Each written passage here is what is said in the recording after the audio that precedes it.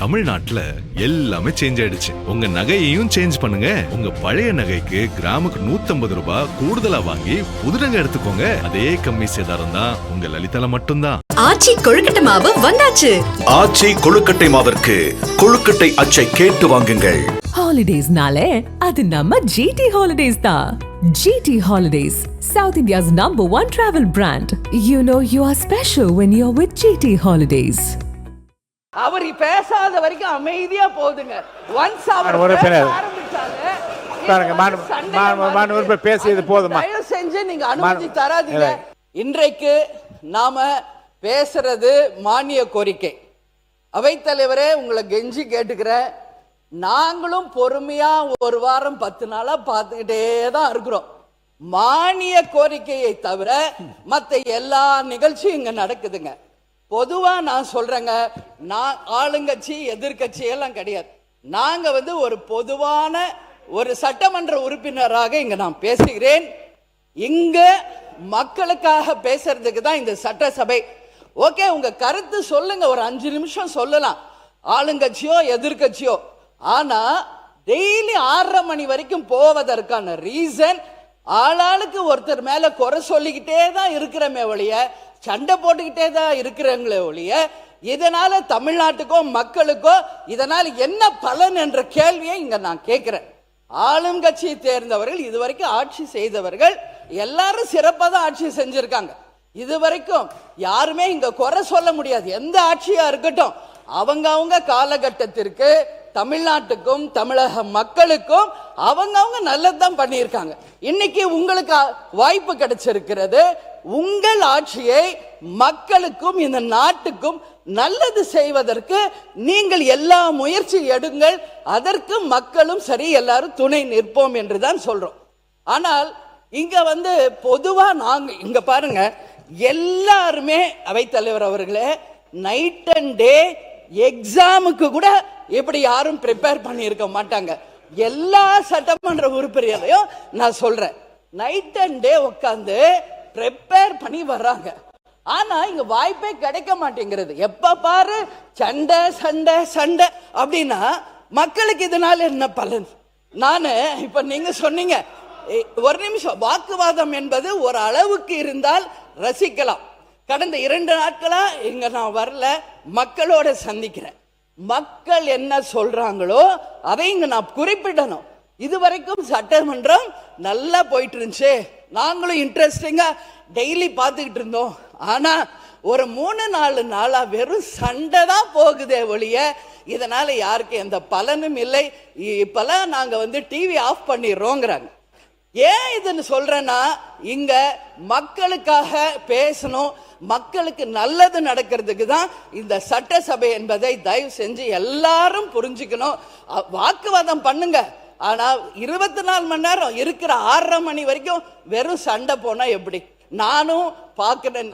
முந்தானத்து 6 மணி கோரிக்கை, கடைசி வரைக்கும் 4 மணி வரைக்கும் 2 மானிய கோரிக்கை கூட நம்மளால பேச முடியல. அவை தலைவரே, இது ரொம்ப ரொம்ப மனசு கஷ்டமா இருக்கு. எல்லாருக்கும் நீங்க வாய்ப்பு கொடுங்க.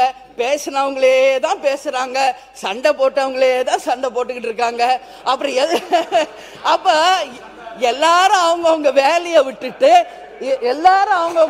விட்டுட்டு எக்ஸாமுக்கு ப்ரிப்பேர் பண்ற மாதிரி 3 மணி 4 மணி வரைக்கும் ப்ரிப்பேர் பண்ணிட்டீங்க. உட்கார்ந்து கடைசி வரைக்கும் மக்களை பத்தி பேசவே முடியல. வேடிக்கை பார்த்துட்டு சண்டையை பார்த்துட்டு போறதுக்கு அதனாலதான் உங்களுக்கு நீங்க அனுமதி அளிச்சேன். உறுப்பினர் முருகன், நீங்க தொடர்ந்து பேசுங்க.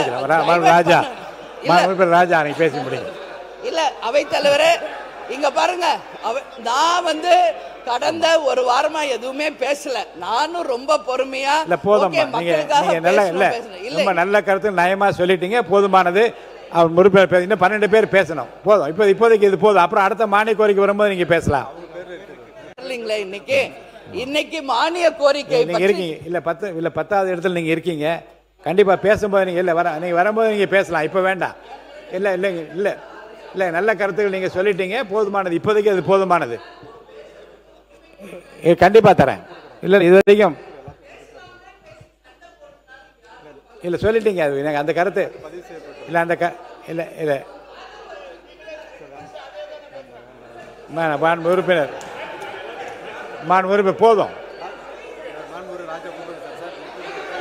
மைக் இல்ல நான் பொறுமை காக்கணும், மக்களுக்காக இங்க எல்லாரையும் பேச வைக்கணும். இங்க வெறும் இது சட்டமன்றம் கிடையாது. அதனால அவர் பேசாத வரைக்கும் அமைதியா போகுதுங்க. ஒன்ஸ் அவர் ஆரம்பிச்சாலே பேசியது போதுமா? தயவு செஞ்சு நீங்க அனுமதி தராதீங்க. எல்லா உறுப்பினருக்கும் வாய்ப்பு தாருங்கள் என்று கேட்டுக்கொண்டு அமர்கிறேன்.